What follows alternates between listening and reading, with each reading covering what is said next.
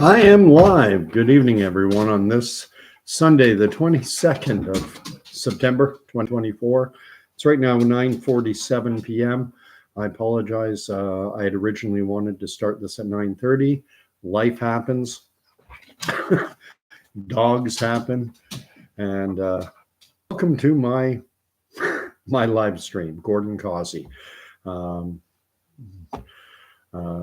Joe Nobody from little southeastern Ontario, Northumberland County, about an hour to an hour and a half outside of the Big Smoke. I think I might not have been live when I initially thought I was live. So pardon me if the opening to this video is a little unwieldy. Seems kind of fitting given how I often refer to my channel, my YouTube podcast, whatever you want to call it, as this miserable and pathetic little YouTube station. And the reason I say that is because, get down. Yeah, I'll get you. I will get you. Is because there are zero production values. It's me most times, 99% of the time, I'm sitting at my dining room table. That's my back patio door.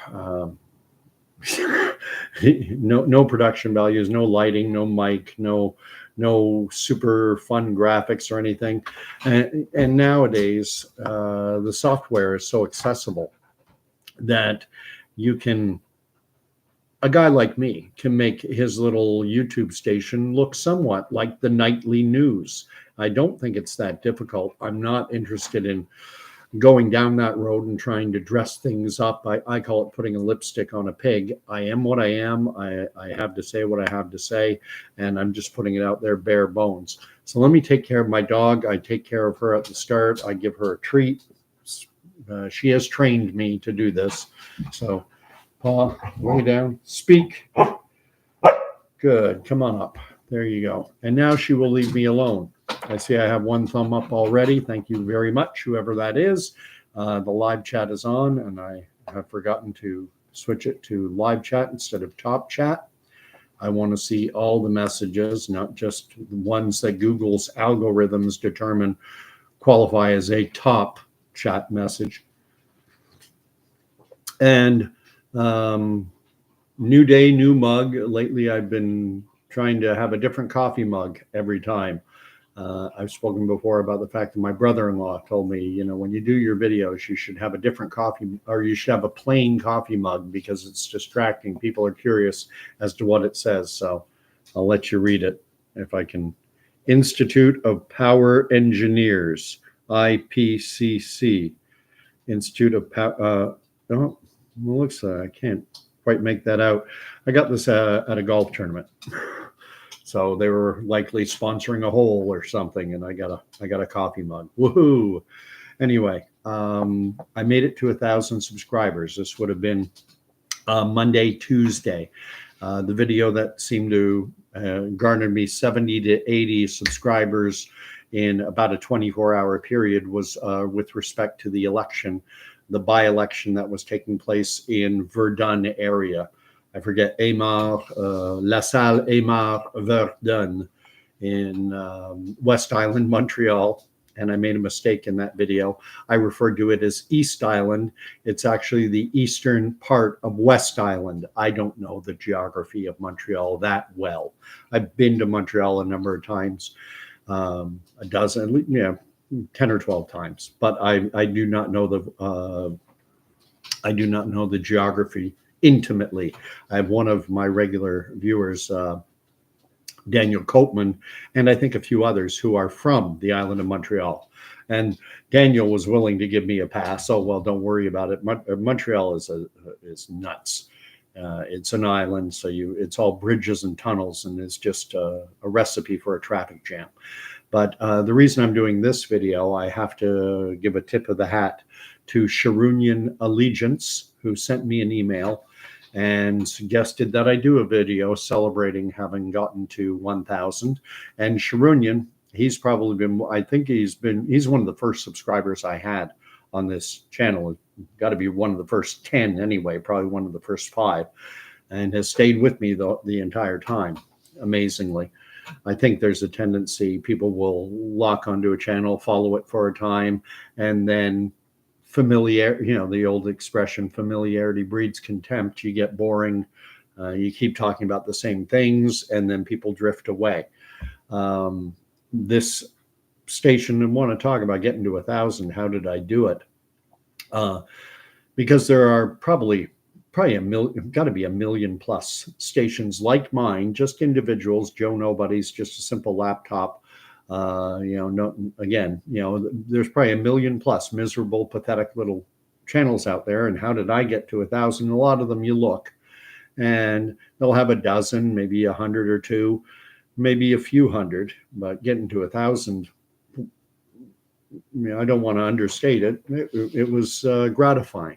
It was gratifying. I talk often about the fact that when you are engaged with in any social media sphere, be it Facebook, Instagram, TikTok, whatever, I think Instagram has your engagement score, and people like to see their engagement score go up.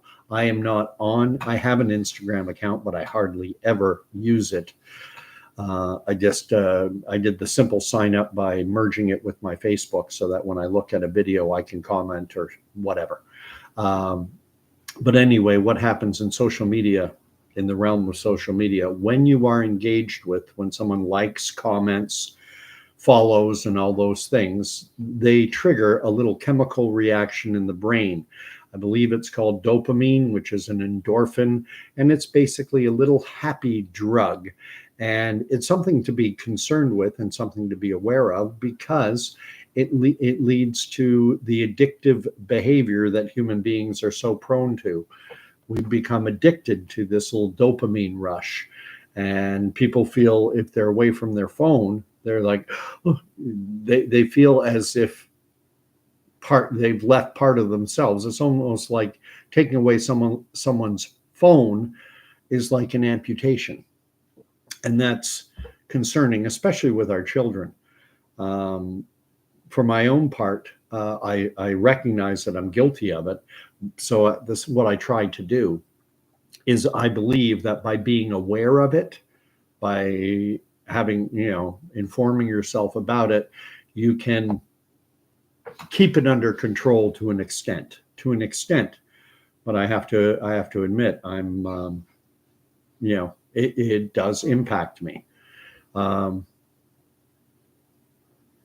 Sharunian says he's been watching since 2019 or 2020. You better show up, Sharunian. This was your suggestion, and it was a good one.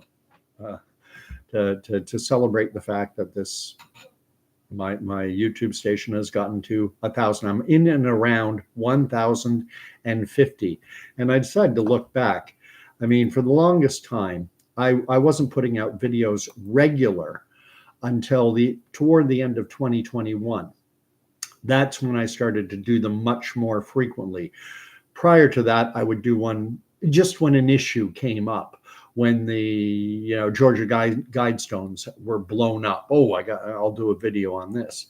Or if there was a big event, something that got under my skin. And a big one that did was what kind of launched me into doing them much more frequently was in February of 2022. So going back 2+ years ago, was the Ottawa convoy protest.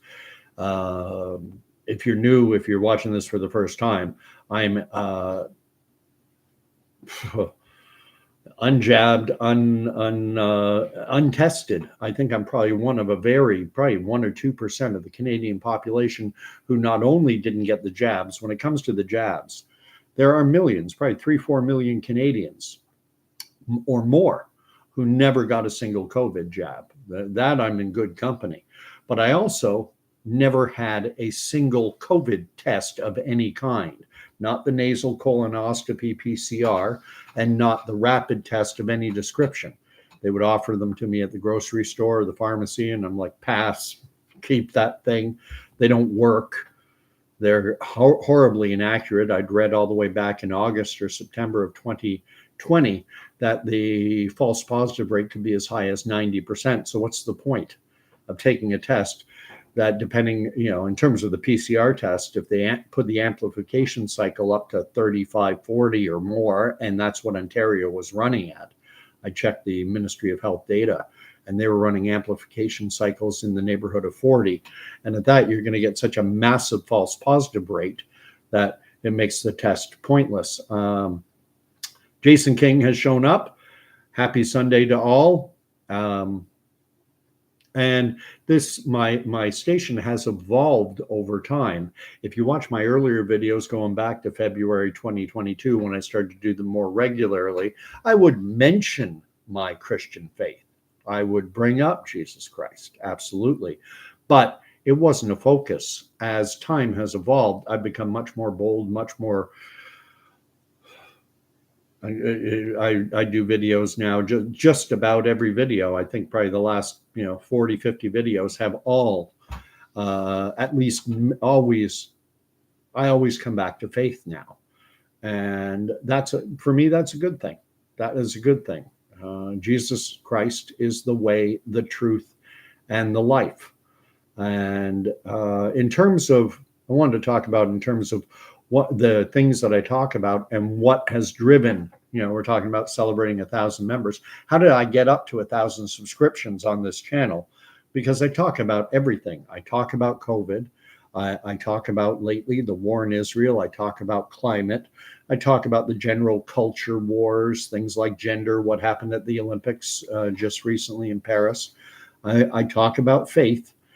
And the one area that has driven the numbers way up is politics. And in particular, one unfortunate individual, Justin Trudeau.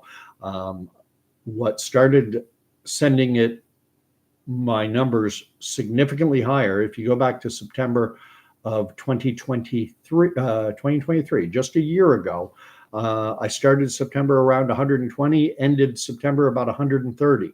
And I had this slow little progression, 120, 30, 150, 180, 200, 300. And then in February of this past year, I started telling jokes. I started telling Justin Trudeau jokes. How do you know when Justin Trudeau is lying? His lips move. I recycled some Ronald Reagan jokes about, one in particular got a lot of views, about Justin Trudeau going to give a speech at a convention center hotel in Toronto, and a kid yelling, "Get your liberal kittens only $100." And a reporter looked and said, "Liberal kittens, you're a sharp kid, good marketing scheme." Then a week or so later, Pierre Poilievre came to give a speech at the same venue, at the same convention center hotel. And the same kid was there, and he was yelling, "Get your conservative kittens only $100." And the same reporter came up and said, "Wait a minute, you are a sharp one. Last week these were liberal kittens, and now they're conservative kittens? Sharp kid, that's a good one you're pulling." And the kid goes, no, they're conservatives. Last week their eyes hadn't opened yet." So I told a bunch of jokes like that, and that sent it higher. And then what finally got me over to the 1,000 mark was this past week, during the night of that election. I kind of gave a recap when the results were finally, took forever because they had 91 names on the ballot, and counting them was such a pain in the rear end that it was like 2 a.m. before they finally had the results. And with all but 2 ballot boxes having been opened, with all but 2 polls reporting, it was obvious that the Bloc Québécois was going to win the seat. So I immediately went live and announced that, gave the news that the Liberals under Justin Trudeau had lost yet another, what was considered to be a safe Liberal seat. And when I did political videos before, I would often talk about the fact that there were ridings in Canada that are safe Conservative, safe Liberal. There are ridings in Alberta, like Red Deer, for example, or Carstairs. There are ridings in Alberta where the Conservative Party could run a bale of hay and it wouldn't matter. The bale of hay would win the election. But then by contrast, I would say, and there are ridings, say, west end of Montreal, which is what this most recent one is and was, where the Liberals could run a fire hydrant and still win. Well, that's changed. Now, Trudeau is so done that, I don't think it would matter who was running for the Liberals. And that's a little unfair. I think if Mark Carney, former governor of the Bank of Canada, former governor of the Bank of England, I think if he were to run in a safe Liberal riding or a Liberal stronghold, if he had been running in that West Island, Montreal, in this La Salle, Aymar, Verdun, if he'd been running in that riding, I suspect he would have won, just because his is not just a celebrity name, it's a massive name. It's a much bigger name, and people would gravitate, people who might not have voted otherwise, because they only got 40% of eligible voters came out to vote in a by-election, which is normal. But this is going to be a bit of a rambly video because I don't really have a topic per se. Normally the subject line tells you what I want to focus on. I then go all over the place. But, I talked about COVID. I've talked about COVID a lot, but the thing is, there have to be thousands of YouTube channels that are focusing in on COVID and other public health related issues. So it's a very crowded space. When I talk about climate change, it's a very crowded space. There's a lot of people talking about climate. And I can add my little 2 cents on each of these topics. But when I talk about the culture wars, you got Matt Walsh, What is a Woman? And you have, again, thousands of stations talking about these culture wars. When it comes to Christian content, those of us who profess Jesus Christ as Lord and Savior, there are, probably 1 million stations professing Jesus as Lord. That's one thing. I've done a couple videos recently getting into the weeds of religion and, detailing my experience with the Mormons, with the Church of Jesus Christ of Latter-day Saints. I've done a couple videos talking about my take on the rapture. I just did a recent video talking about speaking in tongues, because I'm now attending a Pentecostal church. I was there today. For what it's worth, I did not hear one person speaking in tongues today at church. But that doesn't mean it wasn't happening. I find typically what happens, it depends who you're sitting around. And there's always someone sitting there going, hush, and but it's very quiet. It's like they're doing it to themselves, which fair enough. Though that video that I did on it, I quoted from John's Gospel, chapter 17. And I refer to that chapter as a unity prayer, a prayer for unity. And it bothers me that the body of Christ, that there's so much division over points of doctrine. Anyway, I don't know if anyone whale oil beef is running at 2 times speed to catch up. So how long have we gone on now? We've gone on 17 minutes and 50 seconds. So in about 8-9 minutes, Whale Oil Beef will be on, and he'll be with us live. I did have an article that I pulled up, seeing as Justin Trudeau is the favorite topic of everyone. That's what seems to drive the most engagement. There's a Cable Pulse 24 news story about Trudeau being at this UN, what are they calling it? A conference at the UN. I'll get to the article and you can read about. They want a pact for the future. They want global entities, globalist entities, to come together and pursue a common objective. And I'll read through the article and comment on it. Trudeau has no legitimacy any longer as Canada's Prime Minister. If he had an ounce of integrity, which we know he does not, he would resign right now. But he has no integrity. This is a man who had his office interfere in the criminal proceedings against SNC-Lavalin, trying to get a powerful, wealthy, big Liberal Party corporate donor, trying to get them a sweetheart deal, something they called a deferred prosecutorial agreement, a DPA, deferred prosecutorial agreement, that will defer prosecution of you, just pay a fine and no admission of guilt. And Jody Wilson-Raybould, who was, past tense of the verb, this country's attorney general, making basically her the government's top lawyer, refused to back down to the pressure. The unethical, at least unethical, and that we have an ethics commissioner in Canada. And I think this was the third time that Trudeau was proven to be unethical. So we know he has no ethics. He breaks, he doesn't care. He's an entitled, narcissistic, and sadly, a moron. He's a lightweight, an intellectual lightweight. And that's who we have. That's who we are stuck with in this country for prime minister. So he has no legitimacy to be speaking on behalf of Canadians at the UN, because if an election were held today, he'd be gone.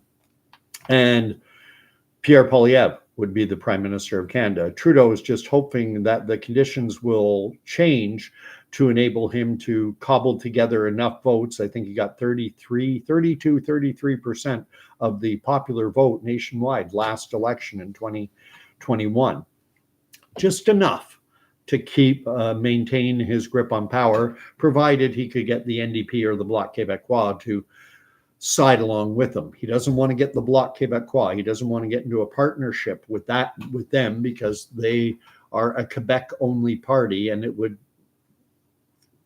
cheese people off in the rest of the country to see the Liberals cozying up to a regional, potentially separatist party. But the NDP stepped in. They propped him up. This supply side confidence agreement that they had for 2+ years. And Trudeau have no use for him. Sharunian Allegiance is writing that Trudeau giving terrorist Omar Khadr $10 million is a joke. I'm going to surprise some people, but in that case, Canada is a signatory. We are a member of the UN, whether you like that organization or not. I mean, the fact is we're a member of it, and they have the UN Declaration on the Rights of the Child, to which Canada has put its signature. We're part of this declaration. We adhere to these rules, and those rules state that the manner in which child soldiers are to be dealt with, and that's what Omar Khadr was. Omar Khadr was a child soldier with an unfortunate upbringing, unfortunate parents. He was born at St. Mike's Hospital in Toronto. So he's Canadian born. And his dad, I forget his dad's name, obviously Khadr, took him at a very young age over to Afghanistan. And he was right in and around the age of 14 when the incident happened that led to him being imprisoned in Guantanamo and being subject to torture. And he was a child soldier. He was a child. And whether you like it or not, and the way I look at it, the way I have always looked at it, is if Canada wants to operate under a different set of rules and to not recognize, the basic human rights of children soldiers, well, then let's remove our signature from that UN Declaration on the Rights of the Child and say we're not abiding by this anymore. So the fact of the matter is, if Omar Khadr had gone to court, if that had gone to court, there's not a legal expert out there who will tell you that Khadr would have lost. He would have won, and he probably would have won $15 to $20 million. So paying him $10 million, from strictly a fiscally conservative point of view, that was the smart. You cut your losses, or you could wait till the court ruled, give him 20 million, and then just whine and bitch and moan about it and say, well, the court ordered it, but I hate it. This is wrong. But you would have to do it. So that is maybe one day I'll do a video on Omar Khadr. It's kind of, more than yesterday's news. Sharunian, 70% of Canadians oppose it. Granted, I know that I'm in the minority view, but just being in a good chunk of Canadians wanted to see the vaccine mandated. So based on that, do we say, okay, we can mandate vaccines? just because it's a majority. That's assuring you that's, for me, it's a weak argument to say the majority want something.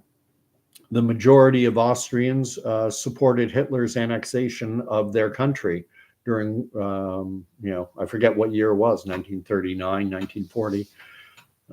Austrians were thrilled to have their nation swallowed up. They call it in German the Anschluss, or the annexation. So I surprised some family members with that. Had some family members visiting from Ottawa. We went out to breakfast after church one day, and a cousin of mine, he was opposed to it. And he's typically a liberal, and he was amazed to find that me, currently serving in the military at that time, that I didn't like it, but from a legal framework, I realized it did not pass the smell test, but so, unfortunately, the law is the law is the law is law. Are we does Canada follow the rule of law? And that's the problem I have with the vaccine passport. That's the problem I had with the truckers having their bank accounts frozen.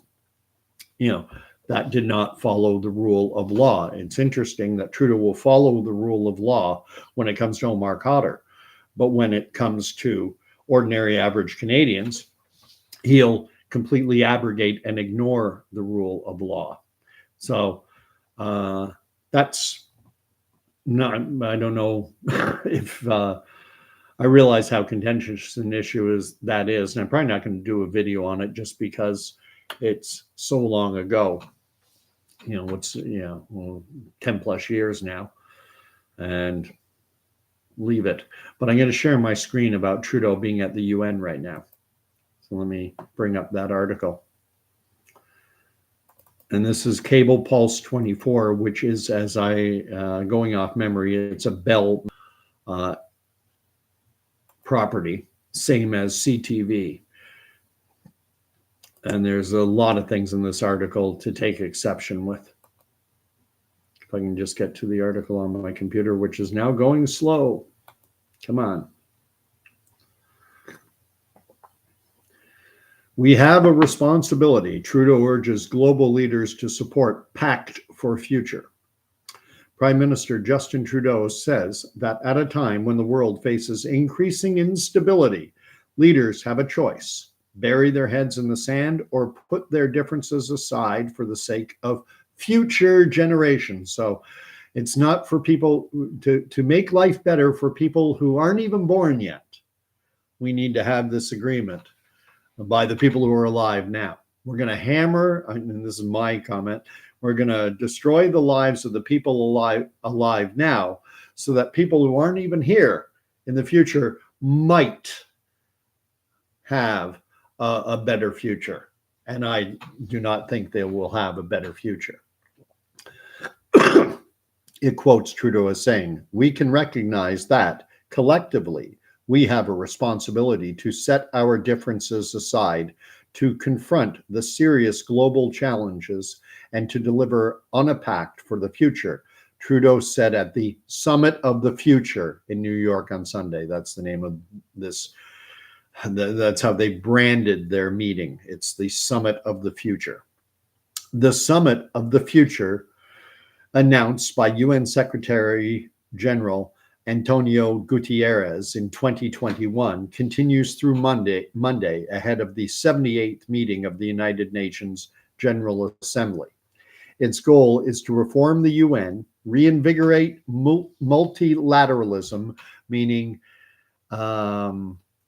getting everyone working together. There's unilateral, that means you did it on your own. Multilateral is everyone coming together on an enterprise, on a program, on an idea. Sounds wonderful. They're very good at choosing language, that positive sounding language, to push their agendas and agree on solutions to new challenges at a time when the global institution has faced criticism for its handling of issues including Russia's invasion of Ukraine and the war in Gaza. I mean, that's just, Gutierrez urged member nations last week to compromise and approve the Pact of the Future. This is, we're dealing with the ether. Instead of confronting the challenges that we are facing today in September of 2024, they want to have a pact for things that haven't even happened yet. You talk about Orwellian dystopian, a blueprint to address a wide range of global challenges. But there's been pushback from Russia, Saudi Arabia, and other countries who object to some of the language on issues including climate change and reforming international financial institutions. Two things coming up right there. We talk about 15-minute cities and the imposition of restrictions on people's travel, so that we, under the guise of saving the planet or putting an end to climate change or global warming. And when it comes to reforming international financial institutions, that reeks all over of the CBDC, the central bank digital currency, where national currencies, Canadian dollar, US dollar, euro, ruble, and everything gets replaced by a digital currency that can be tracked. Every penny, every dime, every nickel that you spend or give away or do anything with, there is a blockchain crypto trail, and they can track everything. Trudeau urged leaders to deliver on the plan so that every generation has a real and fair shot. Oh, so generations, people who aren't even alive yet. Trudeau was scheduled to meet Sunday with Gutierrez, as well as Japanese Prime Minister Fumio Kishida and Kathy Hochul, New York State's Democratic governor. While diplomacy is hard, and diplomacy is even harder, we can do hard things, Linda Thomas Greenfield, the U.S. ambassador to the UN, said Wednesday. You have to be diplomatic about being diplomatic. We can think beyond what has been. This sounds like Kamala Harris. Not the future unburdened by the past, or whatever that stupid thing she kept saying over and over in a speech. We can think beyond what has been, push ourselves to create a system that meets this moment and the opportunities of the future. And the opportunity for them is to have a police state, a 24-hour, 365 surveillance state where you and I are digital property of the corporate sector, and governments are just there to hold our collective leash. I'll read a little bit more. Thomas Greenfield said the Biden administration supports changes to the makeup of the UN Security Council, helping it become more inclusive through creation of 2 permanent seats for Africans and a new elected seat for small island developing states. Canada has been active at the United Nations since it was formed in 1945 and helped to draft the UN Charter. Trudeau, co-chair of the UN Sustainable Development Goals, these famous SDGs, that incidentally Pierre Poilievre, within the last year or so, when he was running for the leadership of the Conservative Party, he said he didn't know what they were. He'd never heard of the Sustainable Development Goals, and yet we're reading that Trudeau is co-chair of the UN Sustainable Development Goal Advocates Program. Will reaffirm Canada's commitment to its 2030 agenda. We talk about this, those of us who have our eyes open to what's going on, the 17 Sustainable Development Goals, Agenda 2030, World Economic Forum's Great Reset and Fourth Industrial Revolution agendas, which all tie into this. And people say, well, that's all conspiracy. And then here you have the conspiracy theories being written of in a mainstream CTV Bell or it's Cable Pulse 24, but a Bell Media mainstream legacy outlet. But hardly anyone's going to read this because it's not top of the fold. It's not leading the nightly news. If they do talk about it, it'll be a 1-2 minute segment, giving Trudeau a photo op down in New York at the UN, trying to make him look all prime ministerial. And these goals envision a secure world free of poverty and hunger, with equal education and paradise. We're going, just hand over all your rights, all your freedoms, all your liberty, and we will establish paradise. It will be heaven on earth if you just give up everything to us. Yes, it'll be heaven for them. It'll be paradise for them, and it will be perdition for the rest of us. I'm going to stop there. I hope that came across.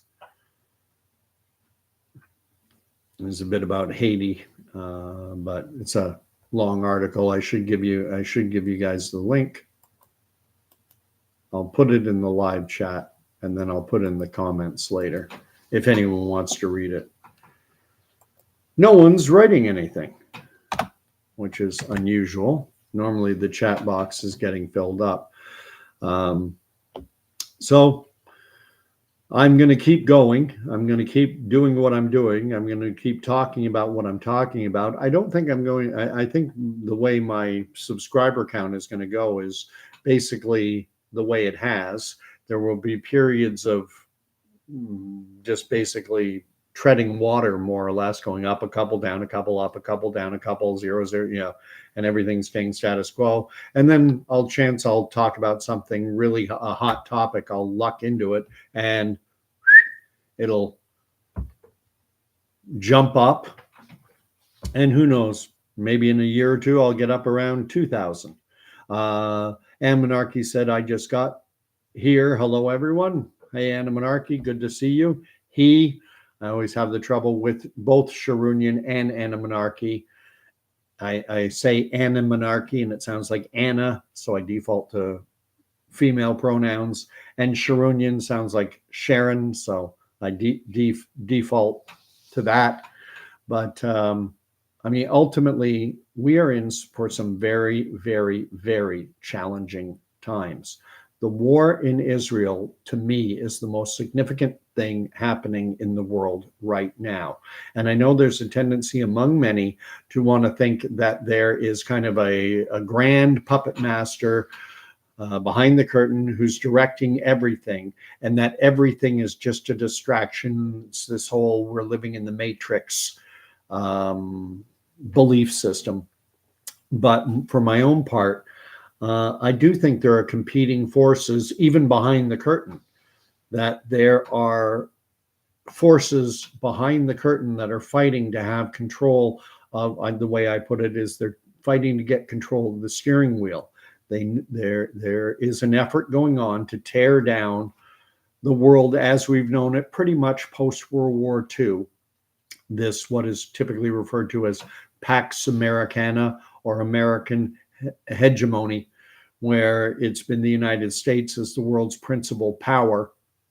And that world is coming to an end. And they're directing, trying to, create a new world system. One, and this is my belief, when you get to the WEF and the UN and these corporate globalist enterprises, they want the vast majority of humanity to be digital property, tracking your spending digitally with a CBDC, tracking your every movement with cameras and biometrics, and even how you walk, know where you are at any moment, at any time, at any second. They know where you are, and so much of that is already in place. The infrastructure has already been laid. They have people walking around with GPS tracking devices, with Siri and Alexa listening to everything they say. And this idea that this information wouldn't be used for nefarious reasons, good luck. But who's going to be in charge? There's the corporate world wants to be in charge. I think the Chinese, they want to have their hands on the steering wheel. They want to be directing things. I think the Islamic world wants to, at least have control over broadly speaking, the Middle East. They want to be the Corleone family of the Middle East directing, controlling, and manipulating things in their part of the world. And then ultimately they would want to expand that to include the entire globe. So in terms of this idea that there's this invisible hand above everything, directing all these different players, directing the Chinese, the Muslims, the corporate community, and and is in control of all of them. I don't go that far. And we're entering a situation where we have this war in Israel that is going to blow up. Could be hours away, days away, weeks away, early next year. I don't think we're looking at years. At most, we're looking at months. We're going to have a ground invasion, and it may be surprising. It may be Hezbollah that invades northern Israel. And there is so much propaganda out there that it's difficult, and on both sides. But the Israelis, the thing to pay attention to for both sides, when the Israelis come out and they say Hezbollah has been, they can't communicate, and they're in disarray, they're unable to organize. We've totally decimated them. That is propaganda. That is propaganda to build up. We're winning is basically what they're saying. Israel is saying we're winning the war. It's propaganda. They may be winning, but typically a battle, a war, there are multiple fronts, and they're winning on some fronts, they're losing on others. But they're going to announce to their population to build support. They're going to engage in propaganda and announce that we're winning. The enemy is demoralized. They can't communicate. We're pressing our advantage. Hezbollah will do the same thing. Hezbollah will engage in the exact same type of propaganda. Israel, their economy is in ruins, and the people are scared, frightened, demoralized, and they will push they're building up their population and trying to demoralize the Israeli population. This is standard operating procedure in warfare, and it is going to blow up. It is going to blow up big time. Lisa's life, who amazingly I can remember, this is Townhouse Gardner, changed her name, and this is a her, but that was easy because a lot of women do like gardening, so I could keep that one in my head. So we're going to have a big war. And the most interesting speculation I heard on the other war, Russia and Ukraine, is that the Biden administration, or the Kamala Harris administration, the current U.S. government, because the election is coming up on November 4th, that they want to keep the war going at least until that day, because they have invested so much political capital in propping up Ukraine and the commentary I'm reading in that I believe is that Ukraine has lost the war. All they've been able to do is to launch incursions into unpopulated parts of Russian territory and claim victory. And it sounds good on the nightly news that Ukraine has now established have troops on the ground as far as 50 miles, 100 miles into Russian territory. And it'd be like, having the Russians say, we just captured the northern half of Baffin Island. Well, that's really hard. So that war, and then there's potential for more war. There's potential for war between China and Taiwan, and goodness knows anywhere there could be there are always hot spots where things could blow up, and expansion. Poland could get involved in this war, Belarus, other Russian and Ukrainian in that sphere. We could have multiple wars. That's one. So you've got war. Then you have this whole climate stuff. We're entering hurricane season now. We're right in the middle of hurricane season, roughly until the beginning of November. So are we going to see another category 4 or 5 hurricane come along? And they'll use it to blame climate change, and they'll say it's because we're putting too much carbon into the atmosphere, even though a country like Canada, given our large boreal forests and everything and trees, we're actually basically already, I believe that don't quote me on this, I'm not an expert, but I believe we're net carbon zero already.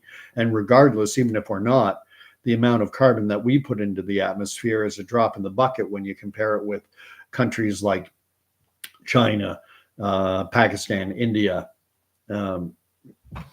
We're 40 million people.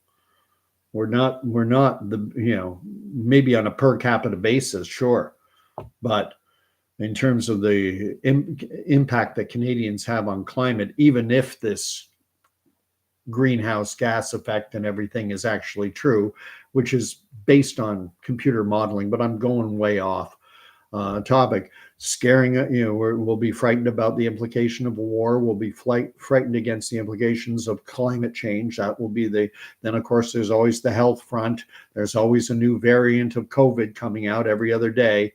They got 70, 80, 90% of the population in most of the Western world to roll up their sleeves and take multiple injections of this thing.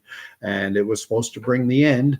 And now instead, everyone I know, except myself, except my household, everyone keeps getting the damn disease.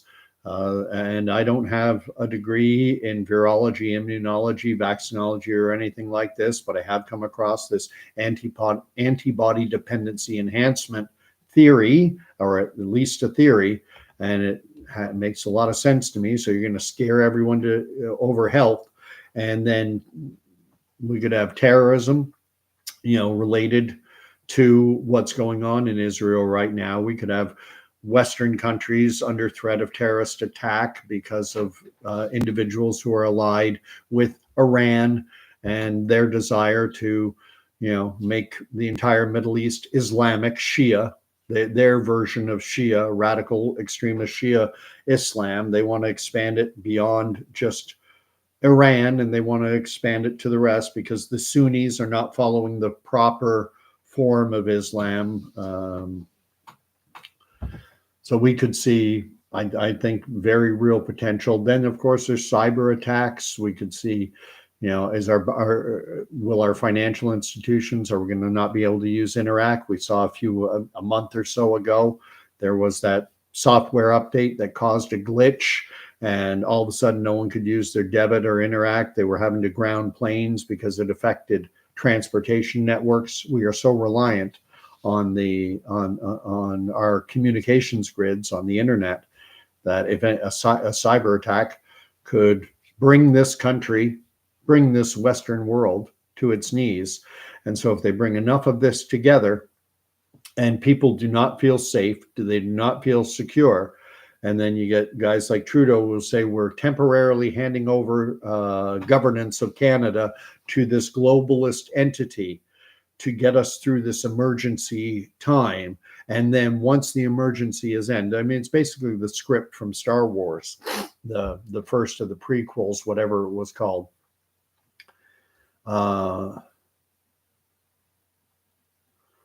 Sharunian's writing, even if Poilievre was prime minister, things would not be much different. The damage has, at the end of the day, I do think Poilievre is owned.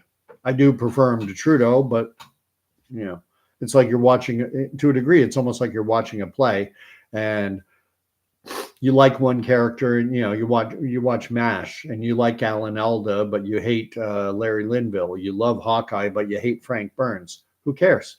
They're actors. They're playing their role, and you're supposed to hate Frank Burns, and you're supposed to love Hawkeye and BJ, and you're supposed to be a little in between on Hot Lips.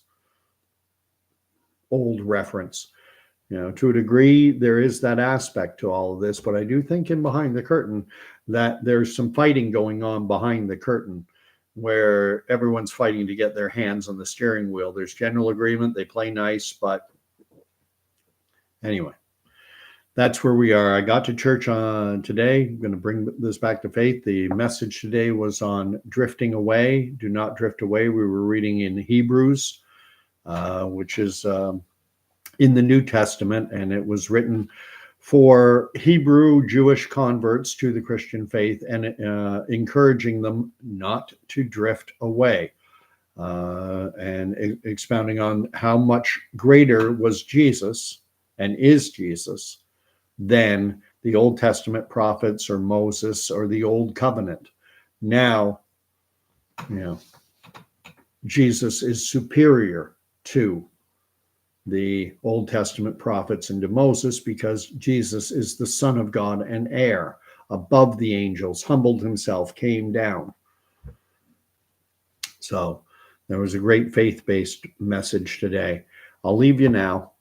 Keep this under just over an hour. Sorry, I was more than a little all over the place, but there's nothing really focusing on. I'm focusing constantly on the war in Israel, but it's kind of status quo. It's they're at war, but there hasn't been a ground invasion yet. There haven't been infantry style troops meeting up on the field of battle yet. That is coming. That is coming. There is going to be a war in the Middle East. Could I be wrong? Absolutely. I've been wrong plenty of times in my life, but we shall see. I mean, there's no question that there is a war right now. It's just a question, does it calm down or does it escalate?